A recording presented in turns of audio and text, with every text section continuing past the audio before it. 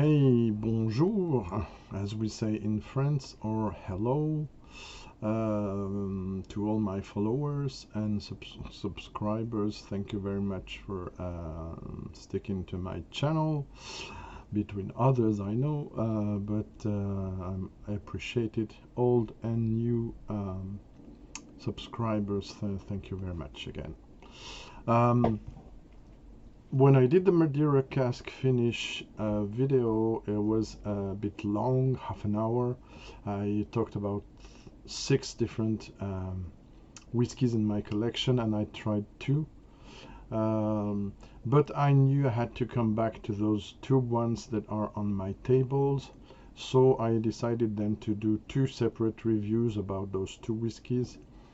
So now you have the second one, and it will be probably the last, unless I do one specific, but it's a sample. It's not a bottle, but it's a big sample.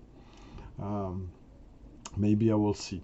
But about those 2, previous video was about this one, the Glenmorangie 2015 bottle, single cask, Madeira cask, finish at 46% ABV.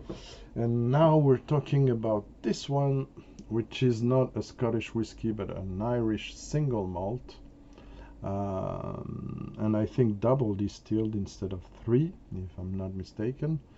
It's an old bottle. It's from 2007. It's the 10 years old, previously matured in American oak and then finished in Madeira cask. It's a 10 years old at 46%. No mention of chill filter, non-chill filtering or caramel, so we'll assume it's probably both. And I heard this is still available on the market, which surprised me. And I saw some bottles in some French shelves, so I thought maybe it's still worth covering it. The bottle's open for a long time, but I didn't drink too much of it. For this 2 short series, I won't do big, long-lasting presentation of the distillery. I will put a link below so you can check the general topic and then maybe explore further about COOLEY Distillery. TYRCONNELL is one of the brands of COOLEY Distillery. This is the unpeated single malt brand. There's also a peated one called CONNEMARA, and there's also blended whiskey sometimes and single grain sometimes, KILBEGGAN. Problem we face now is they tend to make some confusion in people's mind with this brand, which has been taken over by Beam-Suntory a few years ago, and what was very interesting with several products, 4 or 5 different CONNEMARAs and 3 or 4 different finishes and core range stuff from TYRCONNELL. Now it's reduced to almost 2 products, one of each distillery in France. I'm very sad about that. And yes, I complain. If you're listening, COOLEY, please change that. Also, what's confusing, I don't have a recent bottle. I'm not interested by the current offer in France, but I'm curious about other TYRCONNELL 16 years old and stuff.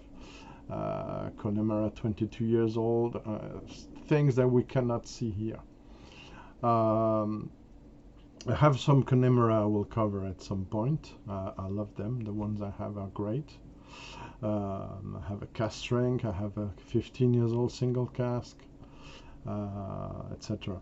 TYRCONNELL, I have the regular one, which I recommend, which is 7 years old, very delicate and fresh, nice single malt. This one is a bit more demanding. It's not for everyone, I have to say. It's less easier than to sip than the Glenmorangie, I have to say, which was not the case when I opened the bottle, except for some alcohol power that now is gone, fortunately. but still it's not. It's a bit more austere than the Glenmorangie. Having said that, I enjoy this expression. This is very typical from TYRCONNELL, so a lot of estery components coming through. English licorice, all sorts, exotic fruits, pineapple, pear. So things that are coming from first fill bourbon, obviously, casks. So there you have it. You're 10 years old with a pale yellow, golden yellow reflections, not very bright. Viscosity is medium, and even if the legs go down very quickly, yeah, it's when you see it's chill filtered. Honestly, there's not a lot of fat remaining. The fat, the congeners that are kept when it is chill filtered, you don't have them. But still, it's an interesting whiskey. So please don't get put off if you see whiskies that are chill filtered and caramel colored. They not necessarily mean they're bad. Okay. So on the nose, there's some common points with the Glenmorangie. This vanilla and icing sugar, almost marzipan sugar on top of pastries, French pastries, millefeuille, but there's a much stronger leafy teaish element in this compared to the Glenmorangie, and this is typical from when you got some age in the TYRCONNELLs, in my opinion. Now this is very pleasant. This is some tobacco leaf, some tea leaves, black tea, Earl Grey, but very long time infused, where on the Glenmorangie it was more balanced, more younger, more fresher Earl Grey. So very tiny hint of Angelica in there. When you have this tinned fruit, pears and quinces, and so lots of things in common with the other, mind you, and with Madeira finishes, bringing on often a lot of fruit, a lot of green elements, but also delicate flowers, candied fruits. What did I write there? Yeah, canned fruit with syrup, conserve fruits au sirop in French. Yeah, some heady flowers, more honey than in the Glenmorangie, I have to say. Old flowers, honey, what do we call in France, miel toute fleur. So nice, delicate, as far as it develops with the air. These two needs a bit of time in the glass, I have to say, 10 minutes to let them breathe and reoxygenate this beautiful finish, to give them justice, and a few drops of water as well. Yeah, so beautiful nose, but a bit austere, a bit different than the Glenmorangie.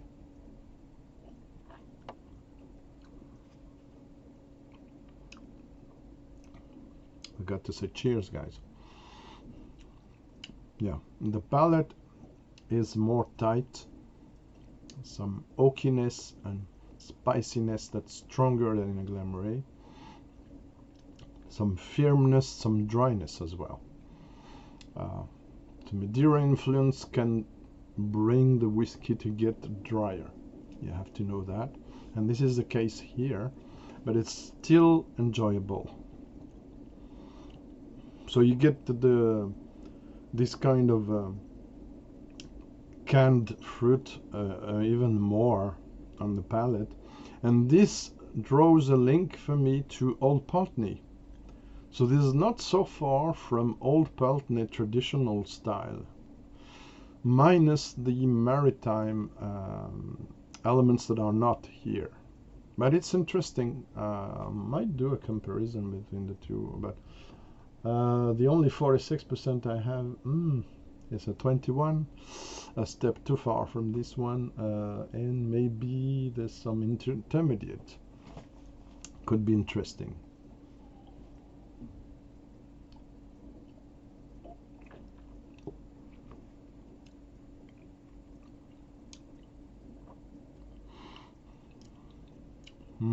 Nice. So you have this candied fruit, but dry. I know it's paradoxal. You have the quince, you have some apples, you have, what did I write? This is very melted with the tea elements. Yeah, quince, a ripe pear, that's right, and what did I? Yeah, cooked apple, baked apple. And the signature with the Madeira is some kind of oxidative dryness. I know it's difficult. You have to try them all to understand, or at least one of those to understand what is Madeira cask finish. Of course, it can vary according to the distillate, the initial whiskey, but there's some kind of a thing in common. It might be not right up the alley of everyone. But for those who are curious of different kinds of notes, some kind of special signature, mix him like this. There's a lot of ginger here, some spices plus some green elements, tea, almost some mushrooms there, some forest moss. But not so much. It's just tiny. It will come, I'm sure, with age. In 16, 20 years old TYRCONNELL, I'm sure there'll be more green elements. Also the tea and almost tobacco leaves for cigar. You have some of these elements there that are really typical from TYRCONNELL from me. The fruits are not all over the place. They're contained. They're a bit tamed. The heady flowers are less sexy on the palate, I have to say. But it's still beautiful, delivered, and it's turned the sides. It's different from the regular one. So I would say for people who are not as far as they're in their whiskey research as, let's say, me or the most of connoisseurs, let's say, or people who try for a long time, I will rather advise them to try the regular NES, it's around 7 years old, TYRCONNELL single malt, which is lovely, really easy sipping one, rather than this one. For those who are more open-minded and experimented, I really recommend this one. Let's try with a bit of water now.